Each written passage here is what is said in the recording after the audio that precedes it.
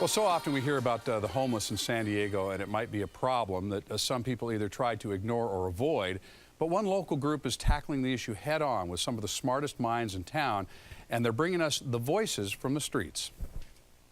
By me being visually impaired, out of all these homeless shelters, there's only 2 that would allow me in.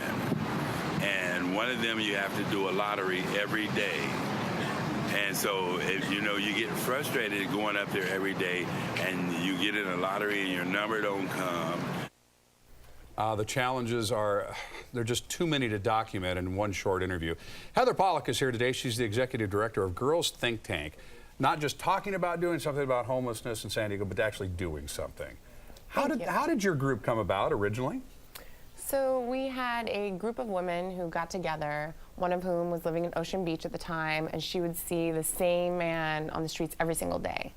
And after helping him day after day, she realized, I want to do something more, something that will make more of a difference. She got together a group of women, and that was the start of Girls Think Tank, to see what can we do to actually have an impact for those living on the street. Now, if I understand this right, one of the beauties of the thing that you do is you take little small groups and problems that you know you can tackle as long as you put your mind to it, and you can really see a way through this problem to a solution. And so you do it on a project by project level. Absolutely. I mean, the whole idea of homelessness taken as a whole, that's overwhelming. It can seem overwhelming, absolutely, which is why our programs focus on advancing basic dignity from the ground level and doing the things that we can with collaboration through other partners in the community. And that's what all of our programs seek to do. Now, let's talk about one project in particular that I know we have covered in the news. There was a transitional storage facility that was famous for taking people's possessions that they had no place to put them, giving them a place to store them during the day while they looked for a job or tried to get on their feet. That facility was in danger of closing or closed. Now, update me on what happened with that, because we didn't do a follow-up. Well, thank you for asking. So luckily, the center has found a new home, and it's a long-term solution.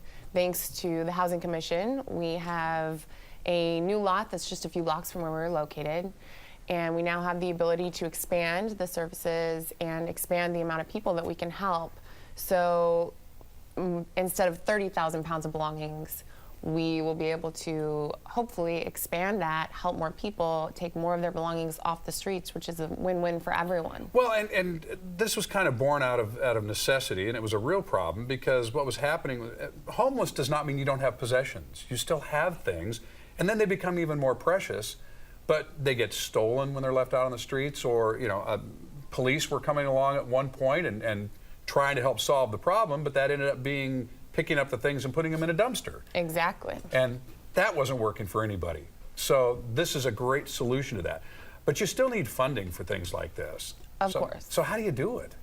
So we do it through our annual gala, which is coming up, our 5th one this Saturday, May 31st. And it's at the Downtown Library from 7 to 10 p.m. And this fundraiser is huge, very influential for our programs because it helps our programs continue. We also have a mobile legal clinic, in addition to the transitional storage center, survival supply distributions. And this event is going to be really special this year because we are highlighting the life and stories of those on the streets, so the people that we serve. And it's an exciting event. We have a silent auction.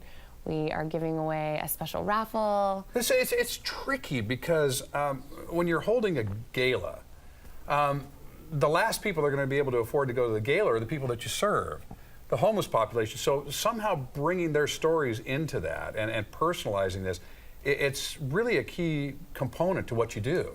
Exactly. And that's why I said I'm really excited for our event this year, because we have an entire documentary that was made, and it's really impactful, and it shows, I guarantee everyone in San Diego walks by one person that is living on the streets, and they're living in the shadows, and we seek to advance basic dignity for them and have their stories heard.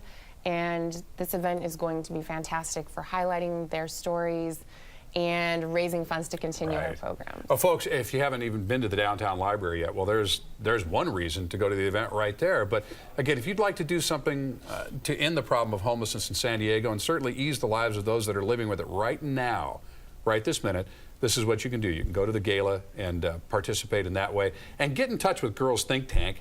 You might have some other ideas about how you can help. You might just want to express those ideas and see where they go. That's what they're all about. Thank you, Heather, for coming in, and thank you for what you do. Thank you. Thank I mean, you that's for having me. again, it's a big deal here in San Diego, and not enough people are tackling the problem. Absolutely. So Come join us. there you go.